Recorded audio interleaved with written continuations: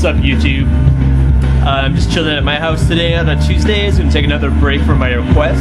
And my cat jumped up on my chair just now. This is my newest cat. He's a 2-year-old Manx Maine Coon cross named Simon. He's very, very big. He's very, very playful. He's very, very friendly. He's also very, very furry. I got him off a friend. Today we're going to take a break from the request and talk about Black Moth Super Rainbow's new album, Eating Us, released on Gravefave in 2009.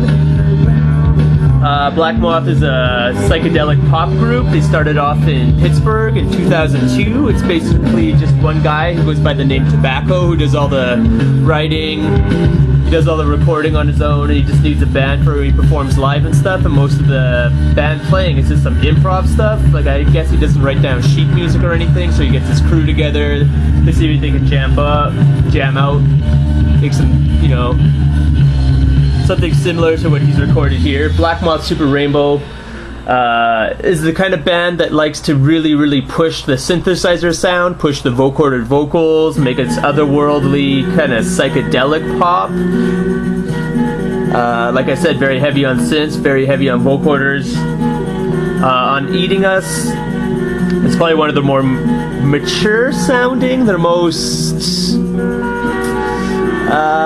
harnessed, maybe? They harnessed the sound, because then the previous album that came out before this, Dandelion Gum, it was pretty much just push everything to the tens, make everything as like shiny, as colorful as possible, push the synth sound as far up as it can go, get the vocoder vocals in there, just make this blissed out, as trippy as fuck CD they can make. So they kind of brought it back, they harnessed it, they trimmed it down a little on this.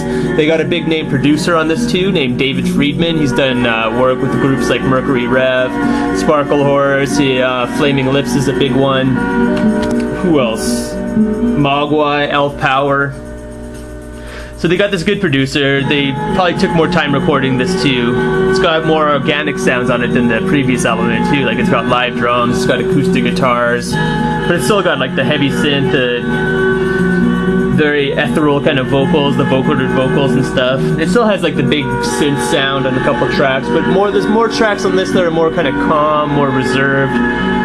They showcase a lot more restraint on here than they did on their other album, which was just, you know, balls out, psychedelic, dipped in LSD type music. Like, this is still very much so, like, you know, junk food for your ears, like auditory candy, I guess.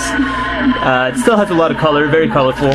Although the artwork isn't that colorful. We could go into the artwork real quick. Big orange smile, some sort of orange stick man with a beard mouth for a head.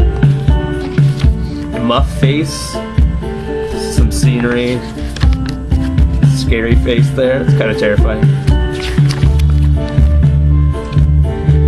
Goat with a human eye, face in the sky, woo!